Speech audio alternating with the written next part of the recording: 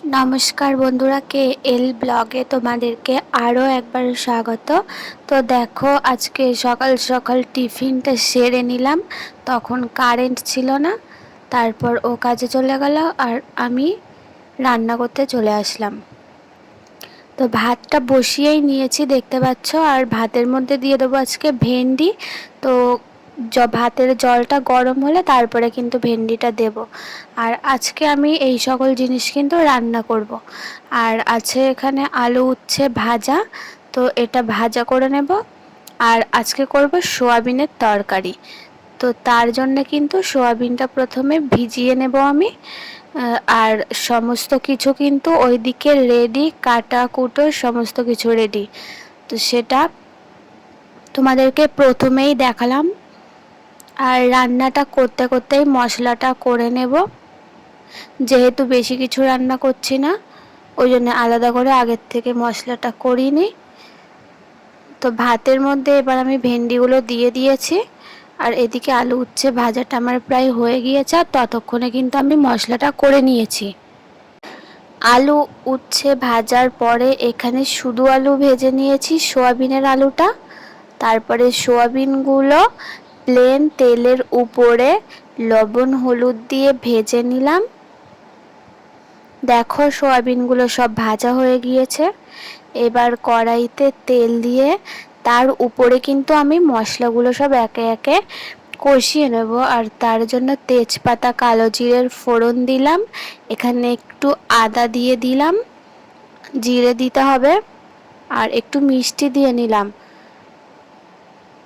এটা ভালো করে নাড়াচাড়া করে নিলাম, নিয়ে তার উপরে আলু সোয়াবিন দিয়ে কিন্তু কষিয়ে নিচ্ছি। আর টমেটোটা আমার আগে দিতে খেয়াল ছিল না, যার জন্য আমি টমেটোটা এখন দিলাম। আর তারপরে কিন্তু আমি কাঁচা লঙ্কাটা দিলাম। কাঁচা লঙ্কাটা আমি আগে দিই না, কারণ এটা খুব গন্ধ ছাড়ে, অনেকটা কাশি কাশি হয়। যার জন্য কিন্তু আমি জল দেওয়ার একটু আগে কাঁচা লঙ্কাটা দিই। এবার তরকারিতে জলটা দিয়ে কিন্তু আমি ঢাকা দিয়ে দিলাম, তরকারিটা সেদ্ধ করে নিলাম। দিয়ে নামানোর একটু আগে গরম মশলা দিয়ে নামিয়ে নিলাম। আর আজকে তরকারির মধ্যে কিন্তু গোটা পোস্ত দিয়েছিলাম। আর এখানে তো স্যালাড কেটে নিয়েছি, রোজ তো আমরা স্যালাড খাই, তোমরা সবাই জানো। এখানে আজকের রান্না টোটাল এইটাই: আলু আলু উচ্ছে ভাজা, আর আলু সোয়াবিনের তরকারি পোস্ত দিয়ে, আর ভেন্ডি ভাতে। তো দেখো, কিছু ড্রাই ফ্রুটস আর এমনি ফল ও কিনে এনেছিল, আর সেগুলো কিন্তু তোমাদেরকে আমি দেখাচ্ছি। এটা ওই সকালের দিকে এনেছিল, আমি তোমাদেরকে দেখাবো বলে আমি কিন্তু খুলিনি প্যাকেটটা। তো রান্না বান্না করে কিন্তু তোমাদের সাথে শেয়ার করছি। তো এখানে ভালো ফলগুলো আমি ফ্রিজে রেখে দেব, আর ড্রাই ফ্রুটসগুলো কিন্তু এমনিই রেখে দেবো। ওগুলো ভিজিয়ে ভিজিয়ে খাওয়ার জন্য এমনিই রেখে দেবো। আর এমনি ফলগুলো তো ফ্রিজে না রাখলে খারাপ হয়ে যাবে, যার জন্য ওগুলো ফ্রিজে রেখে দেবো। আর দেখো, রাত্রিবেলায় আমি একটু ভাত রান্না করে নিচ্ছি, আর একটু দুধ কিন্তু জাল দিয়ে নেব। আর এটা হচ্ছে পরের দিন, রবিবার। তো রবিবারে আমি রান্না করব। এখানে জলটা গরম করে নিচ্ছি হাঁড়িতে, তার মধ্যে দিয়ে দিয়েছি একটু তেল আর গোটা গরম মশলা সমস্ত পরিমাণ মতো দিয়ে নিলাম। আর এখানে কিন্তু মটরশুঁটিটা আমার ডিপ ফ্রিজে রাখা ছিল, পুরো বরফ জমে গিয়েছে। তো আমি কিন্তু জল দিয়ে সেটাকে ছাড়িয়ে নিচ্ছি। আর এখানে আমি সমস্ত কিছু মশলা করে নিয়েছি। আর এখানে কিন্তু আমার কষা কষা মাংস পুরো রেডি।